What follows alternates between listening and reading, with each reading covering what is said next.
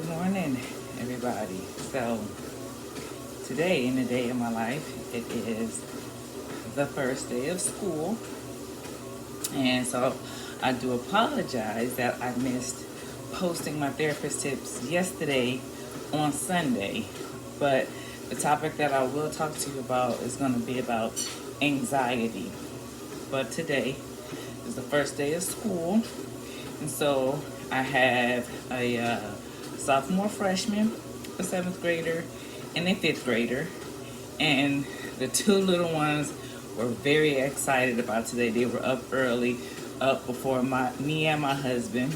So got everybody off this morning. I thought I was gonna log into a licensing board meeting today, but that was canceled. So that gave me time to do my physical movement today, which I thought I was gonna have to put on the back burner for later. Yay, right? So that's what's up on the chopping block for right now. It's my physical movement and posting this video for you all. Then next, of course, is going to be my breakfast. And then I have a session at noon and I have a consultation with a potential client. So on to the tip is we're going to talk about anxiety. And of course, all right, so first of all, does everybody know what anxiety is, right? Anxiety is just our body's response to something that is scary that is happening. Scary, or we perceive it to be scary or threatening. We can be experiencing it every now and then, but when it's too frequent, it can interfere with our quality of life. All right, so what are some ways that we can realize that we are experiencing anxiety? Basically, what are these symptoms? Uncontrollable worry, poor concentration, excessive nervousness, increased heart rate, sleep problems, decreased enjoyment, muscle tension, and upset stomach. A lot of these mimic the same symptoms as depression. Even some of these mimic the symptoms that some people would say are ADHD or just the inability to focus. But the part of it that we want to key in on is the excessive part. It's excessive worry, excessive worriness, right? And so the common types of anxiety that you can be diagnosed with are generalized anxiety, phobias, and panic, which we know panic attacks. Generalized anxiety is excessive worry about lots of different things and lots of different scenarios, such as work, school, and home life, that is hard to function.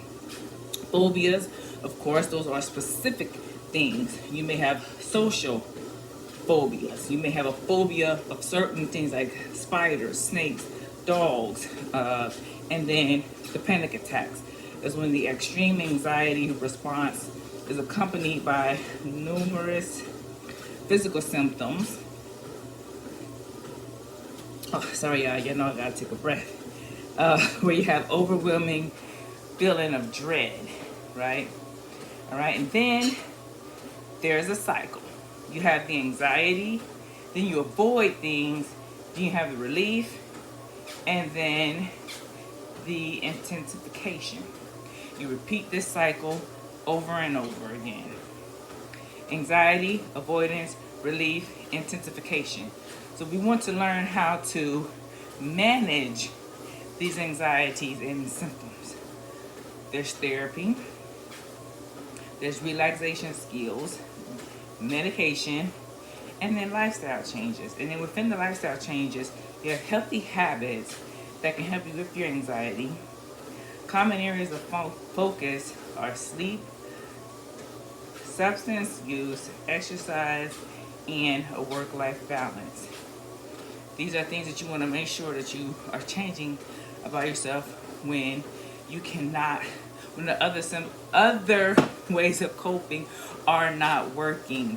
So anxiety is something that is normal part of our lives, but when it is excessive and we cannot control our thoughts, our symptoms, and our feelings, we want to ensure that we find healthy ways of coping with that and not be repeating the cycle too often, particularly of letting it get out of control.